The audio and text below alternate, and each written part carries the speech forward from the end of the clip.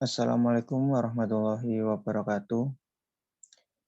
Di sini saya selaku kelompok 7 akan mempresentasikan tentang review artikel mengenai PTK. Di sini saya kelompok 7 dengan 4 anggota saya. Yang pertama, saya sendiri Muhammad Nurul Huda, NIM 03. Nomor 2, Irma Vinurika, NIM 04. Yang ketiga, Saidatut Dariyah, NIM 07.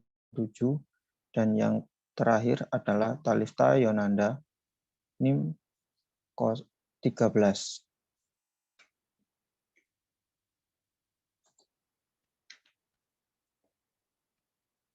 Di analisis artikel ini ada beberapa subbab. Yang pertama adalah identitas dari artikel itu. Yang kedua adalah latar belakang. Yang ketiga adalah rumusan masalah. Yang keempat tujuan. Yang kelima metode. Yang keenam adalah langkah-langkah.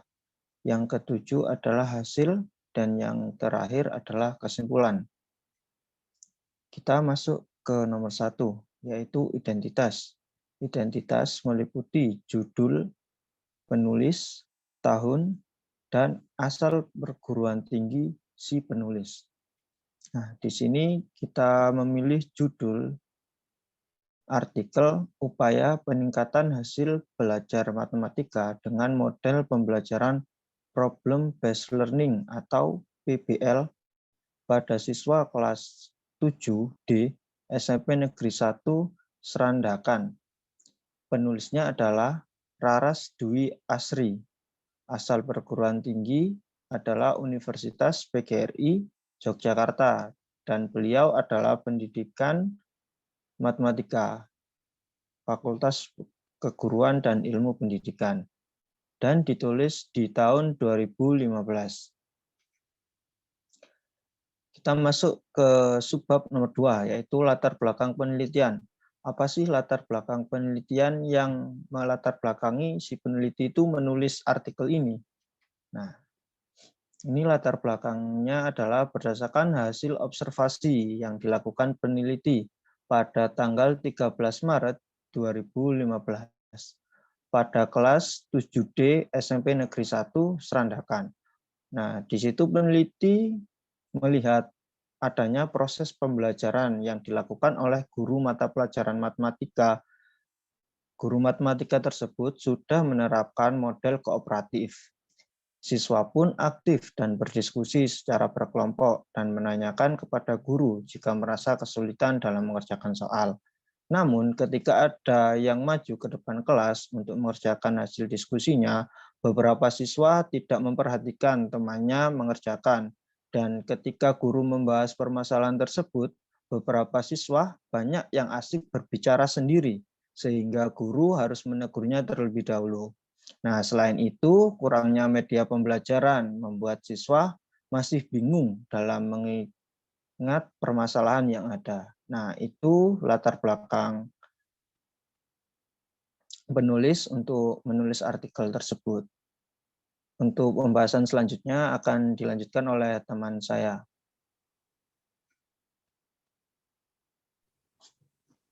Untuk subbab yang ketiga, yaitu rumusan masalah. Rumusan masalah yang akan dibahas dalam artikel tersebut, yaitu bagaimana upaya meningkatkan hasil belajar afektif matematika dengan model pembelajaran problem-based learning pada siswa kelas 7D SMP N1 Serandakan. Subbab yang keempat, di sini akan menjelaskan tentang tujuan penelitian.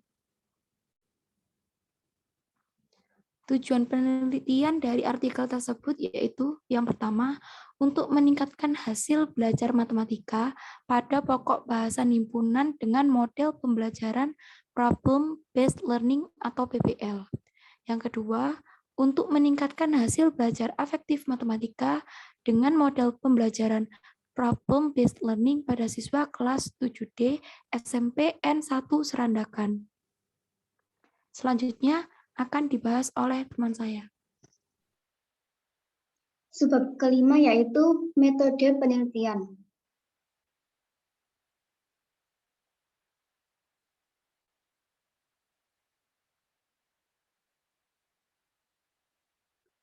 Pada penelitian ini, peneliti menggunakan model pembelajaran problem-based learning atau PBL. Teknik pengumpulan data menggunakan observasi, angket hasil belajar, tes, catatan lapangan, dan dokumentasi. Teknik analisis data menggunakan teknik triangulasi dan reduksi data, baik deskripsi kualitatif maupun deskripsi kuantitatif dengan menghitung rata-rata dan persentase ketuntasan siswa.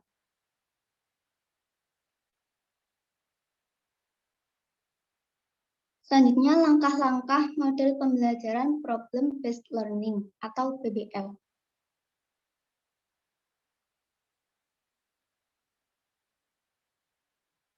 Menurut Ridwan Abdullah Sani, langkah-langkah model pembelajaran problem-based learning diantaranya yang pertama, memberikan orientasi permasalahan kepada peserta didik.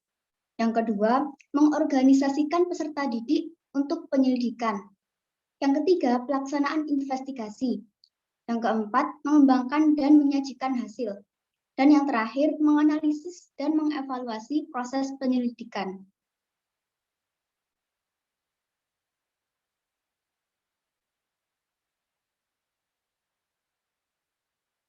Selanjutnya, langkah-langkah penelitian. Desain yang digunakan pada penelitian ini menggunakan bagan penelitian menurut Kemis dan Taggart, yang terdiri dari perencanaan, tindakan, pengamatan, dan refleksi. Untuk tahap perencanaan, pada tahap ini peneliti menjelaskan tentang apa, mengapa, di mana, kapan, dan bagaimana penelitian itu dilakukan. Yang kedua, tahap tindakan. Pada tahap tindakan ini dilakukan kegiatan implementasi atau penerapan perencanaan tindakan.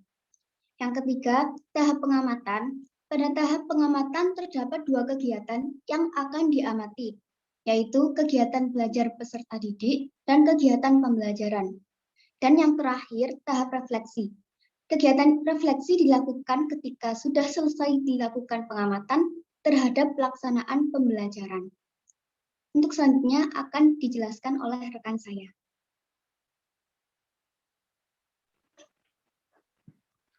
Sebab yang ketujuh adalah hasil dan pembahasan. Hasil dan pembahasan. Penelitian tindakan kelas tentang proses pembelajaran problem-based learning atau PBL di kelas 7D SMPN 1 Serandakan yang bertujuan untuk meningkatkan hasil belajar matematika siswa sudah mengalami peningkatan. Dapat dilihat dengan membandingkan hasil analisis data pada observasi keterlaksanaan pembelajaran oleh guru dan siswa, angket hasil belajar, dan tes hasil belajar ranah kognitif matematika pada siklus pertama dan kedua. Hasil observasi keterlaksanaan pembelajaran oleh guru pada siklus pertama sebesar 88,89%, meningkat menjadi 100% pada siklus kedua. Hasil observasi keterlaksanaan pembelajaran oleh siswa pada siklus pertama sebesar 82,73%, meningkat menjadi 91,7%. Bisa dilihat pada gambar pertama, hasil belajar ranah afektif mengalami peningkatan pada setiap siklusnya. Pada siklus pertama, persentase rata-rata hasil belajar siswa ranah afektif yaitu 78,77% dengan kriteria tinggi. Pada siklus kedua, rata-rata hasil belajar siswa ranah afektif meningkat menjadi 82,94%, termasuk dalam kriteria tinggi. Selanjutnya bisa dilihat pada gambar yang kedua. Bagan yang berwarna biru merupakan persentase hasil belajar siswa ranah afektif pada siklus pertama. Dan bagan yang berwarna merah merupakan persentase hasil belajar siswa ranah afektif pada siklus kedua. Dari gambar yang kedua dapat disimpulkan persentase hasil belajar siswa ranah afektif pada setiap aspeknya itu memiliki kriteria yang tinggi dan mengalami peningkatan. Selanjutnya pada gambar diagram yang ketiga ya, pada gambar yang ketiga, hasil belajar siswa ranah kognitif mengalami peningkatan juga. Bisa dilihat itu ya. Diperoleh bahwa persentase tes hasil belajar siswa ranah kognitif sebelum diberikan tindakan, yaitu rata-ratanya 63 dengan 2 siswa yang tuntas atau 6,25% dengan kriteria yang sangat rendah. Pada siklus yang pertama, rata-ratanya meningkat menjadi 68,83 dengan 9 orang yang tuntas atau 28% dengan kriteria rendah. Kemudian pada siklus kedua, rata-ratanya meningkat menjadi 74,16 dengan 24 siswa yang tuntas atau 75%, termasuk dalam kriteria cukup.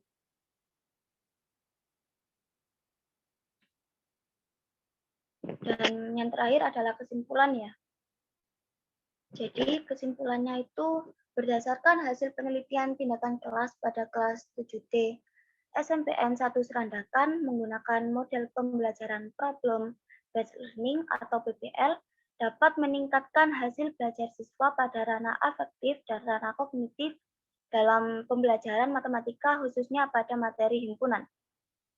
Keberhasilan penggunaan model pembelajaran problem based learning atau PBL dapat meningkatkan hasil belajar matematika siswa kelas 7D SMPN 1 Serandakan adalah sebagai berikut.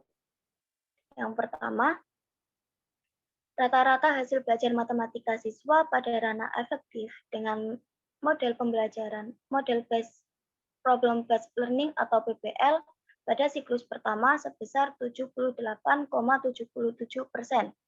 Pada siklus kedua meningkat menjadi 82,94% dengan kriteria tinggi.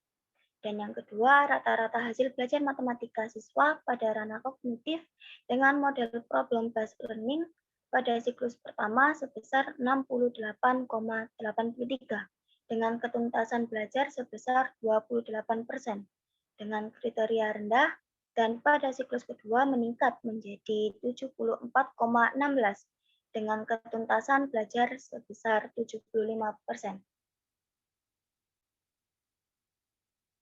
Sekian presentasi dari kelompok kami. Jika ada pertanyaan, bisa ditanyakan. Sekian, wassalamualaikum warahmatullahi wabarakatuh.